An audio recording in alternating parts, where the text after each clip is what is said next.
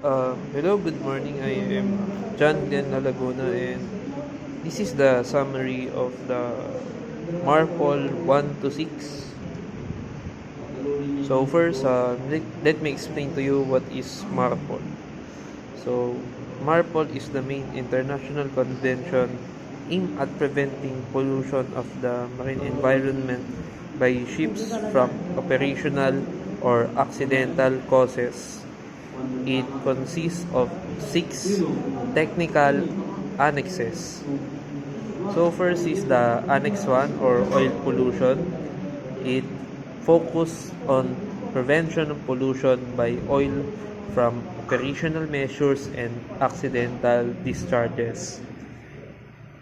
So it requires ships to have an oil record book and oil discharge monitoring equipment or ODME, prohibits discharge of oil or oily mixtures into the sea with strict conditions and limits. Includes requirements for double hulls on oil tankers. So the second is Annex 2, noxious liquid substances.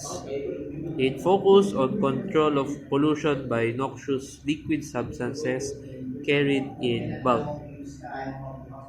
It classifies into categories, which is X, Y, and Z, based on their environmental hazard. It requires produce for pre-wash, discharge, and record keeping. They also requires cargo record book and follow discharge standards. Third, harmful Annex 3, harmful substance in package form. Focus on prevention of pollution by harmful substance in package from containers, drums, or etc.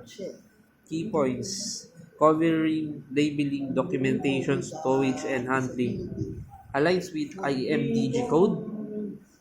So next, Annex 4 or sewage. Focus on prevention of pollution by sewage from ships basically. Uh, Ships are required to have sewage treatment plants, holding tanks, or commensurate discharge methods. Next one, Annex 5, garbage. Focuses on prevention of garbage from ships. Ships rules on types of garbage and how far land it can be discharged. So, plastics are prohibited from discharging from special or non-special area. It also requires garbage management plans and garbage record books. Lastly, Annex 6 or air pollution. It focuses on air pollution from ships. So they limit on SOx, NOx, ozone depleting substances, and particulate matter. It was established by ECAS or establishes emission control areas with stricter standards. So that's it.